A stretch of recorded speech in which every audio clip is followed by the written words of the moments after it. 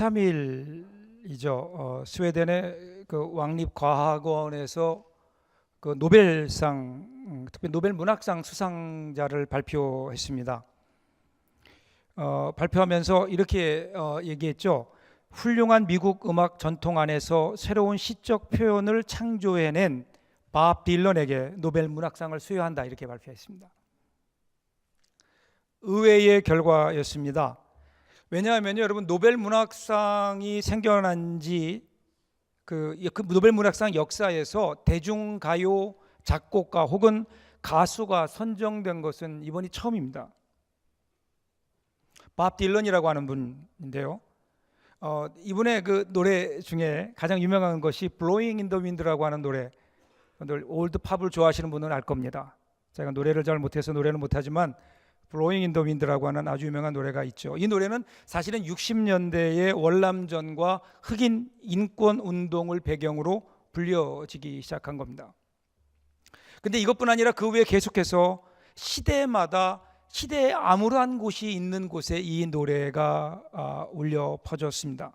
인권 탄압, 인종과 계급에 의한 차별, 가난과 폭력, 그리고 독재와 전쟁이 있는 곳마다 이 노래는 사람들의 뇌리에, 사람들의 마음에 울려 퍼졌습니다.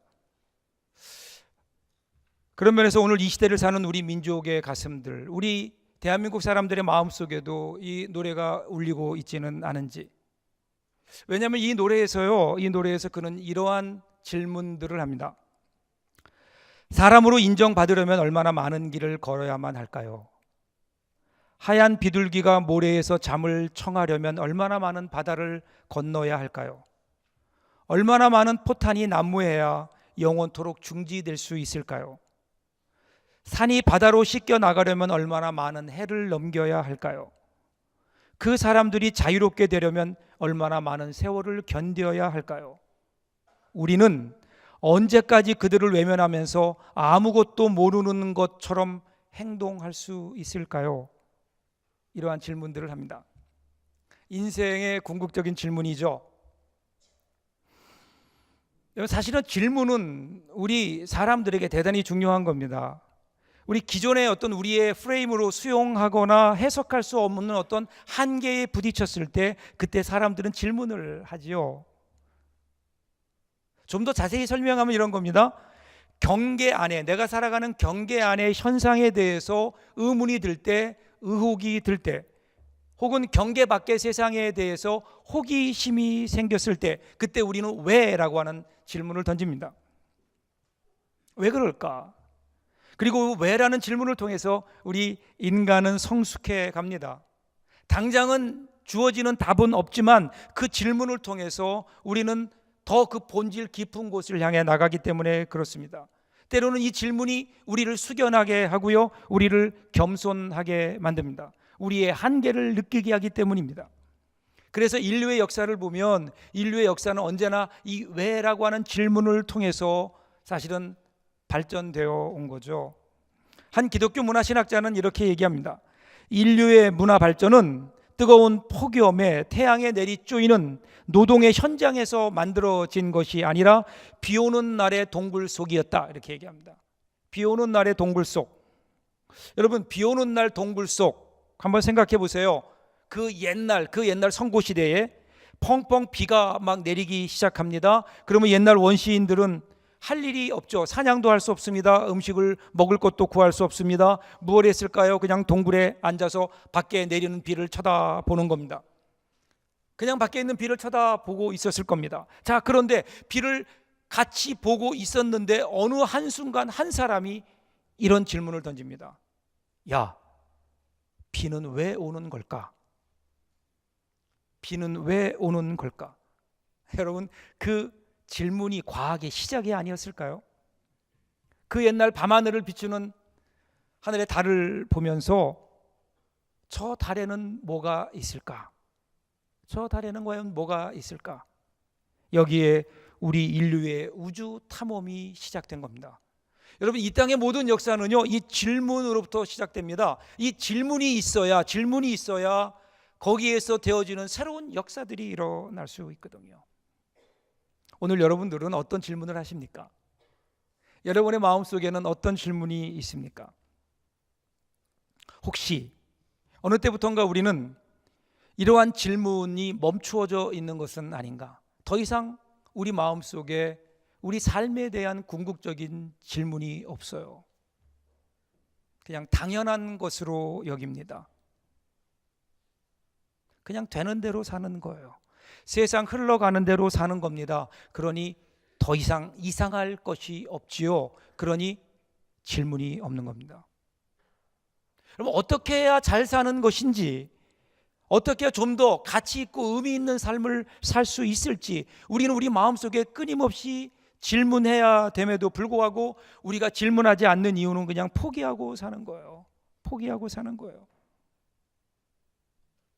여러분, 만일에 우리 인생이요, 정말 우리가 지금 캠페인을 하고 있듯이 이번 이 한 달이 우리 인생의 마지막 한 달이라면 여러분 그냥 그렇게 질문 없이 쭉 그대로 흘러가는 대로 사셔도 후회가 없겠습니까? 이대로 살아도 우리 인생 괜찮을까요? 우리는 이러한 우리 인생의 마지막 한 달이 남았다면 우리가 당장 시작해야 되는 것 중에 하나가 바로 이 질문을 던지는 겁니다. 어떻게 해야 잘 살 수 있을까? 인생의 궁극에 대한 질문을 우리들이 던질 줄 알아야죠. 그래야 우리의 남은 삶이 새로워지지 않을까요? 궁극적인 질문.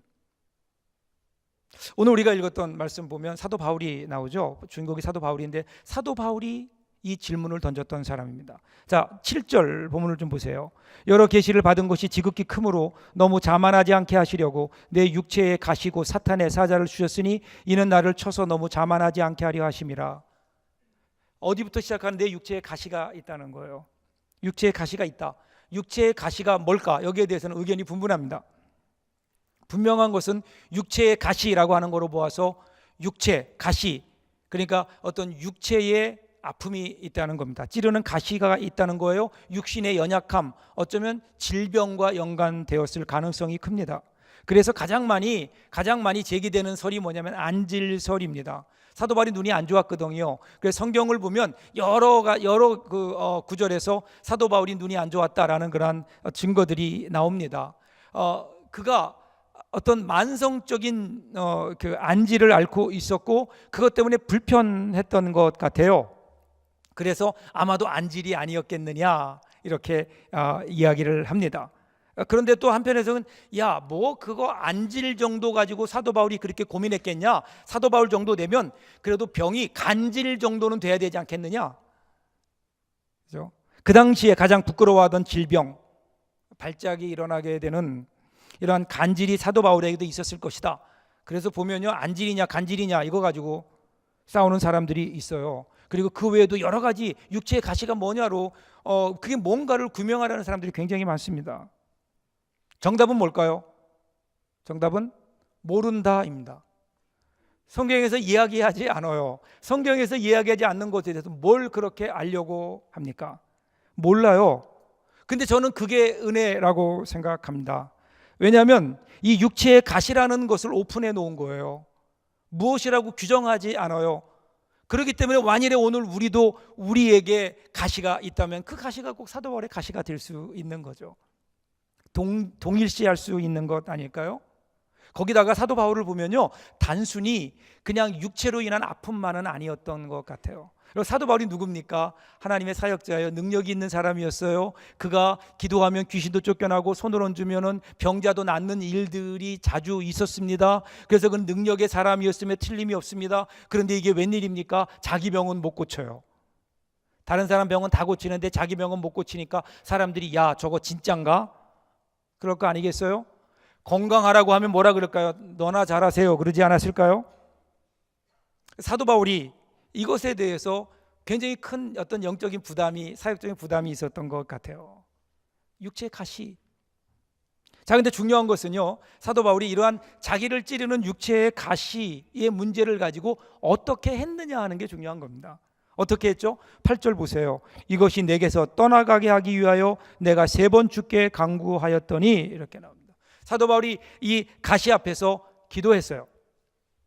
그것도 3번을 기도했다고 합니다. 이 3번이라고 하는 것은요, 어떤 하나 둘 셋 이런 숫자적인 개념이 아니라 진지함과 온전함입니다. 충분함입니다. 그러니까 중요한 것은 가시 때문에 그가 하나님 앞에 충분하게 꿇어 엎드렸다, 기도했다라는 겁니다.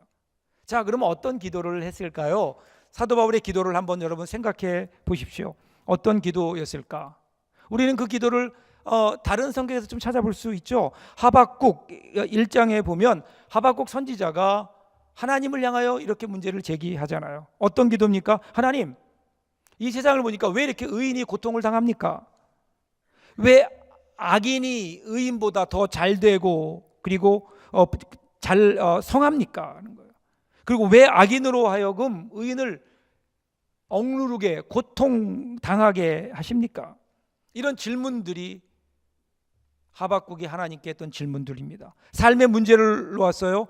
자기를 찔러오는 삶의 가시들, 문제들을 가지고 그가 하나님 앞에 기도하면서 이렇게 질문한 겁니다.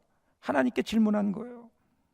하박국 당시에 나라가 얼마나 어려웠나요? 이제 곧 바벨론이 쳐들어와서 망할 것입니다. 하나님께서 말씀하시는 거예요. 하나님이 말씀하시기를, 자, 너희가 이제 너희의 죄가 관영했다는 겁니다. 이제 내가 곧 심판할 것이다. 그런데 그 심판은 바벨론이다. 그러니까 지금 하박국이 뭐라고 얘기합니까? 하나님 왜 하필이면 바벨론입니까? 왜 하필이면 우리가 벌 받는 것은 좋은데, 그런데 왜 우리보다 더 나쁜 놈들을 통해서 우리를 징벌하려고 하십니까?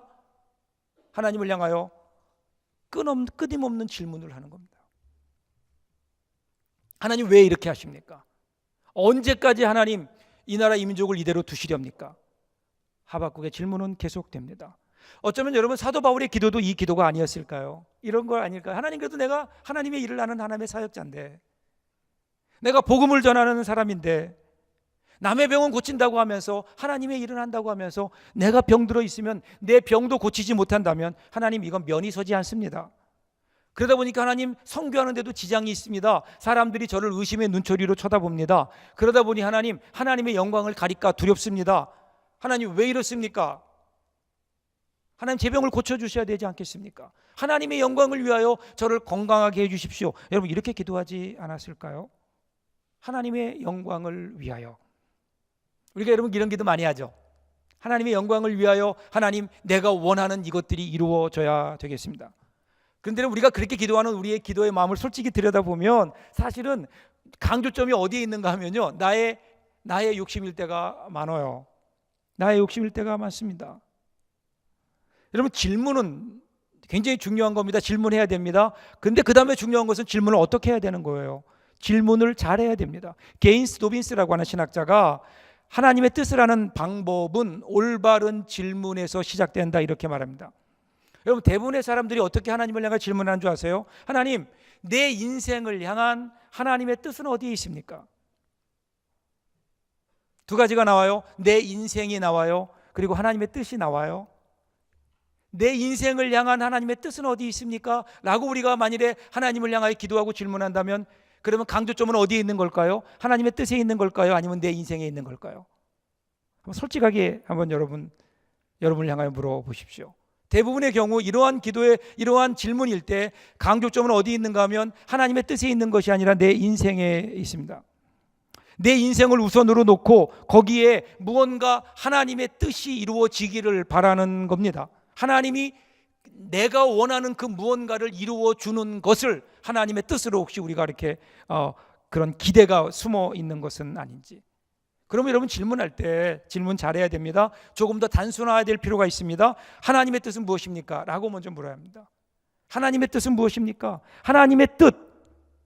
하나님의 뜻에 초점을 맞춰야 됩니다. 하나님의 뜻에 초점을 맞추고 보면요, 그러면 뭐가 보일까요? 내가 무엇을 해야 되는지 보입니다. 하나님의 뜻이 무엇인가를 알을 때, 그리고 하나님께서 지금 어떤 일을 하고 계신가를 우리가 발견하게 될 때, 그때 내가 할 일이 무엇이고 내가 그 하나님의 사역에 어떻게 동참할 것인가가 자연히 알게 되는 거죠.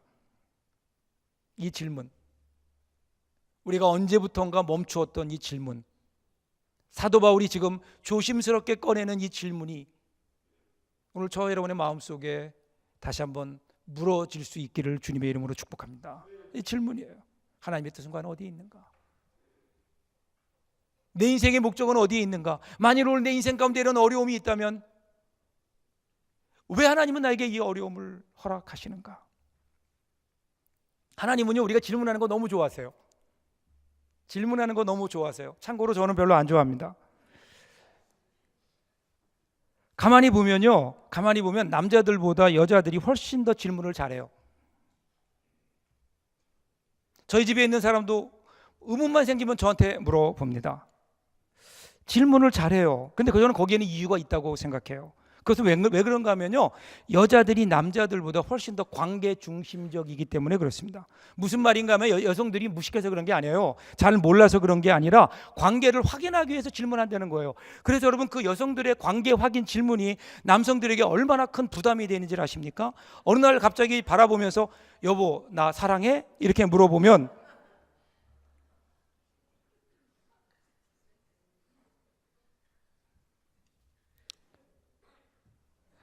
우리 남자들은요, 죽었다 깨나도 이해하지 못하는 질문들을 합니다.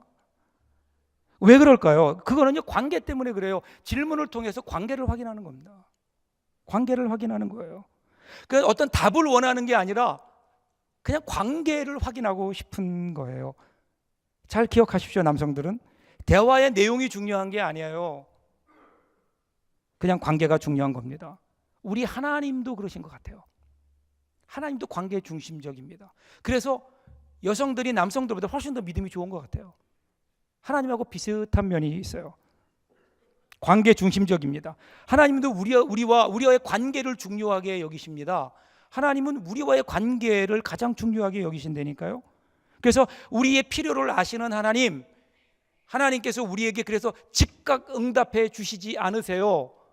우리가 기도해야 주십니다. 그것도 기도하면 바로 주시지 않아요. 한참 뜸을 들이다가 주실 때가 많아요. 왜 그럴까요? 하나님은 그것을 주는 것은 별 문제가 아니에요. 우리에게 아들 독생자까지 주신 하나님께서 뭐가 아까워서 우리에게 주시는 것을 주저 하시겠어요? 하나님은 주신다고요. 우리에게 필요한 것 주시겠다고 분명히 약속해 주셨는데, 그런데 그냥 우리가 필요한 것만 주시는 것이 하나님의 뜻이 아니라 그 과정을 통해서 하나님은 우리와 관계 맺기를 원하시는 거예요. 우리와 좀 더 성숙한 관계, 신뢰의 관계, 깊이 있는 관계를 원하시는 겁니다. 여러분, 신앙이라고 하는 것은요, 정답 찾기가 아니에요.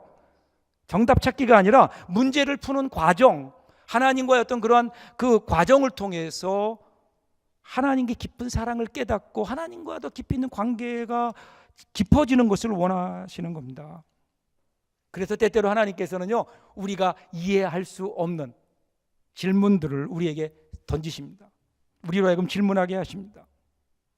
그런데 우리는 어떤가요? 우리는 내게 유익한 것만 얻으려고 하나님께 기도하다 보니까, 여러분, 우리가 하나님과의 관계에서 뭔가 엇박자가 나는 것 같은 여러분 느낌을 떨쳐버릴 수 없는 것은 바로 여기에 있지 않을까요? 하나님은 우리의 관계를 원하시는 거예요.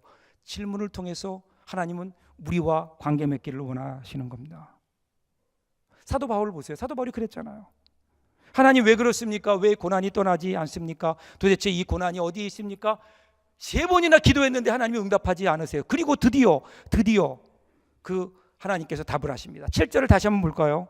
여러 계식을 받은 것이 지극히 크므로 너무 자만하지 않게 하시려고 내 육체에 가시고 사탄의 사자를 주셨으니 이는 나를 쳐서 너무 자만하지 않게 하여 하심이라. 자, 내 육체의 가시를 얘기했어요. 그러면서 뭐라고 얘기해요? 사탄의 사자다, 사탄의 메신저다, 이렇게 얘기해요.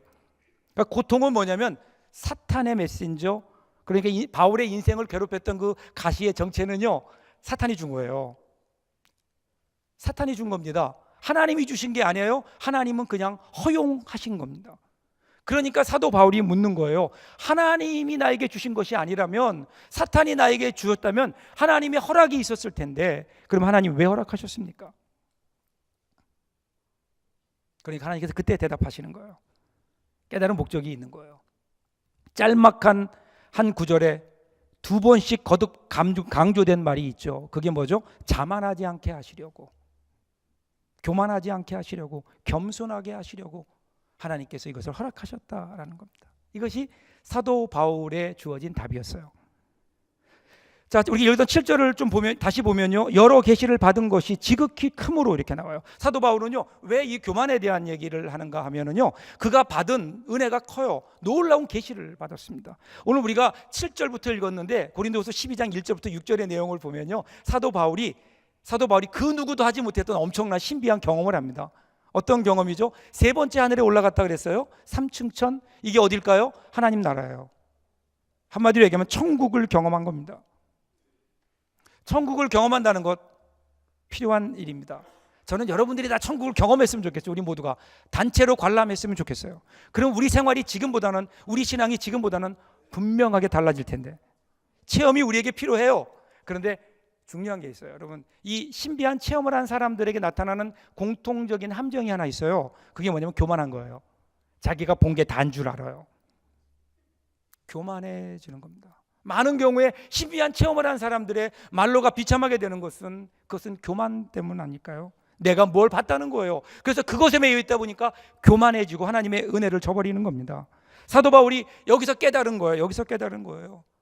하나님께 나에게 능력을 주시고 이렇게 엄청난 하나님의 비밀을 보여주시고, 하나님께서 나에게 이러한 일을 맡겨주셔서 내가 그 일을 감당하는데, 그런데 보니까 일을 잘 감당하고 있는 거예요. 어느 날 보니까 나에게 가시가 있는데, 그런데 그 가시 때문에 하나님의 일을 하는데 전혀 지장이 없다는 걸 발견한 겁니다. 그뿐이 아니에요.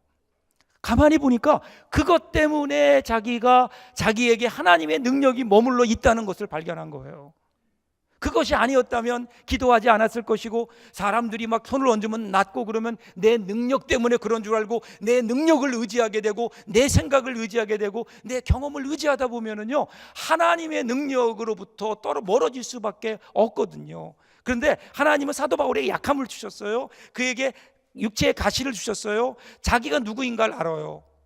다른 사람의 병은 고치면서 내 병은 고치지 못해요. 내 능력이 아니란 걸 안 거예요. 그 아픔을 붙들고 그는 하나님 앞에 기도한 거예요. 하나님의 능력을 의지할 수밖에 없었어요. 그러다 보니까 어떻게 된 거예요? 결국은 하나님의 일을 교만하지 않고 하나님의 능력을 의지해서 더 잘할 수 있더라. 오늘 내가 이만큼 하나님의 일을 할 수 있는 것, 오늘 내가 하나님 앞에 맡겨진 사명을 이만큼 감당할 수 있는 것은 돌아보니까 바로 그것 때문이었다는 거예요. 그 가시 때문이었다는 거예요.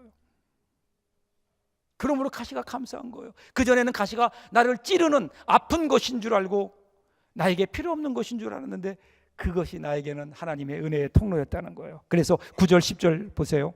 나에게 이르시기를 내 은혜가 내게 족하도다. 이는 내 능력이 약한 데서 온전하여짐이라 하신지라.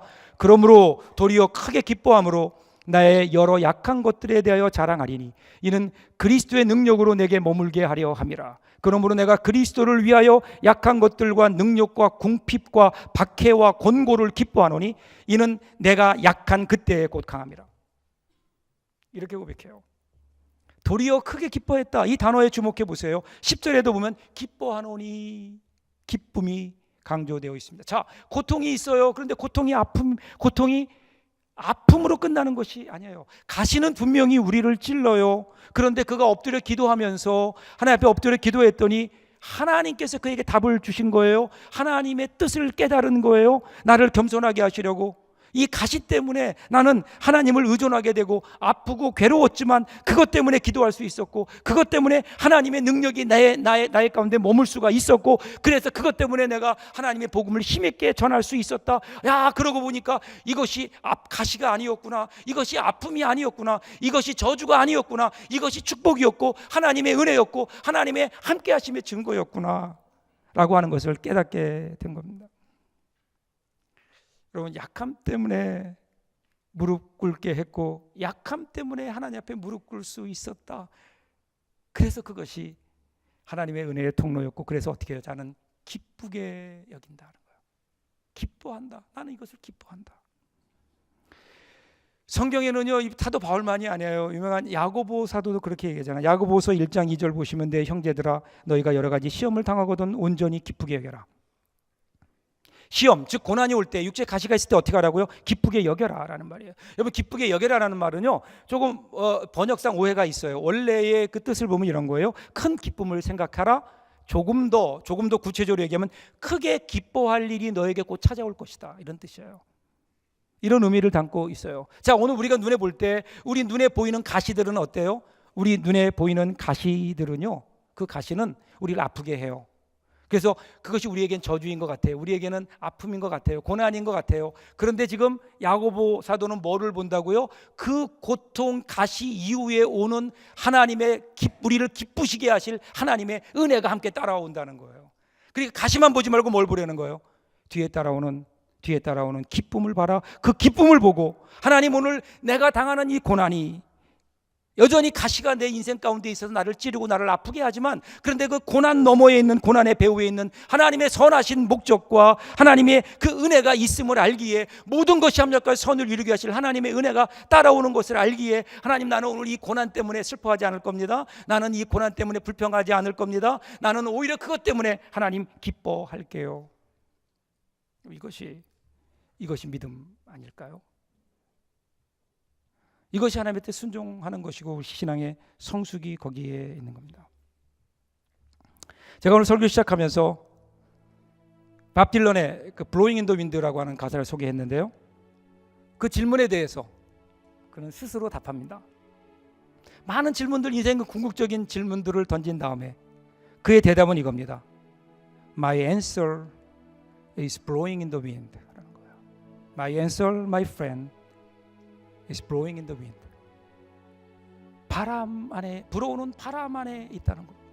불어오는 바람 안에. 여러분, 이 답은 우리 안에 있는 게 아니에요. 답은 바람이에요. 불어오는 겁니다. 불어오는 겁니다. 우리 밖에서 불어옵니다. 비록 현실은 아프지만 불어오는 바람 안에 그 답이 있다고 그는 노래합니다. 바람은 생명과 깊은 관계가 있습니다. 바람이 불면, 이런 봄바람이 불면, 그럼 죽었는 것 같던 대지에 새로운 생명들이 돋아나게 되는 겁니다. 여러분, 에스겔 골짜기에 여러분 그 바람의 역사 여러분 기억하시나요? 마른 뼈처럼 여기저기 널브러져 있던 이스라엘의 상황. 근데 그 위에 하나님의 생기, 하나님의 생명의 바람이 임하게 되니까 그들이 생명처럼 일어나서 하나님의 큰 군대가 되는. 그렇다면 오늘 우리가 봐야 될 건 뭘까? 이 바람이 좀 우리에게 불었으면 좋겠어요. 우리의 심령에 이 바람이 불었으면 좋겠고요. 우리 교회와 우리 가정과 이 나라 이 민족에게 이 생명의 바람, 이 생기가 우리 가운데 불어오면 얼마나 좋을까요? 어떻게 해야 될까요? 어떻게 해야 이 바람이 불 수 있을까요? 여러분, 간단해요. 바람이 부는 이유는 기압 차이 때문에 그래요.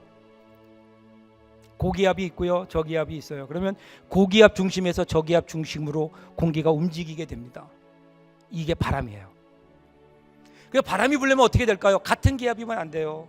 저기압이어야 돼요. 낮아져야 되는 겁니다. 여러분, 어디에 바람이 부는 줄 아세요? 여러분, 어떤 심령에 하나님의 생명의 바람이 불어오는 줄 아세요? 오늘 우리의 가시를 이겨낼 수 있는, 우리의 어려운 현실을 이겨낼 수 있는 생명의 바람, 능력의 바람, 은혜의 바람은요, 낮은 곳으로 불게 돼 있다고요. 오늘 우리는 얼마나 지금 낮은 자리에 있는가 한번 보세요. 언제부턴가 우리가 교만해지지 않았나요? 마치 내가 하나님과 같은 것으로 이 세상에 우리에게 되어주는 모든 현상들을 내 생각으로 판단하려고 했던 교만을 내려놓고, 하나님 왜 그렇습니까? 주 앞에 겸손하게 무릎 꿇을 때, 엎드릴 때에 하나님이 주시는 바람, 생명의 바람이 우리 가운데 불어오게 될 줄로 믿습니다. 그 하나님의 창조하셨던 하나님의 창조의 생기가 진흙으로 만든 사람에게 생기를 불어넣으시니까 생명이 되었던 그 생명의 생기가 우리 가운데 불 수 있다면 얼마나 좋을까요? 우리 가정의 말입니다. 우리 교회의 말이에요. 이 나라 이 민족에게. 저는 특별히 지금 벌어지고 이 나라 현실을 바라보며 우리는 이 대한민국에, 우리가 살고 있는 이 땅에 이 생명의 바람이 불 수 있으면 얼마나 좋을까? 그러려면 어떻게 될까요? 우리가 엎드려야 돼요. 이 나라 이 민족이 엎드려야 돼요.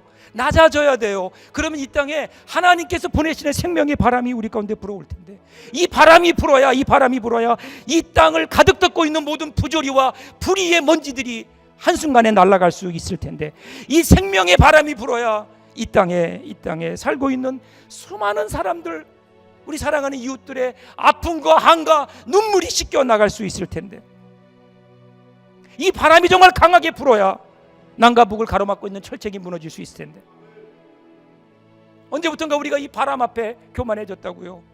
내 뜻대로 살려고, 내 생각대로 살려고, 내가 가지고 있는 생각 가지고 살려고 나 혼자 살다 보니까 하나님이 보내주시는 생명의 바람이 우리 가운데 불지 못하고 있는 것은 아닌가? 여러분, 제발 그냥 지금까지 살던 대로 살지 마십시오. 세상 사람 사는 대로 살지 마십시오. 되는 대로 살아가지 마십시오. 겸손하게 하나님 앞에 엎드릴 차례입니다. 우리의 남은 삶, 만일에 우리 인생의 마지막 한 달이 남았다면 우리는 겸손하게 주 앞에 엎드리는 겁니다. 주님의 은혜를 구하는 겁니다. 이 땅에 하나님의 바람이 불게, 이 땅에 성령의 바람이 불 수 있도록 겸손하게 엎드려 기도하며 하나님의 도우심을 구하는, 그래서 이번 한 주간 동안 저와 여러분의 가정, 그리고 여러분의 우리가 섬기고 있는 서부 공동체, 이 나라 이민족에게 생명의 바람이 부는 복된 한 주간이 될 수 있기를 주님의 이름으로 축복합니다. 기도하겠습니다.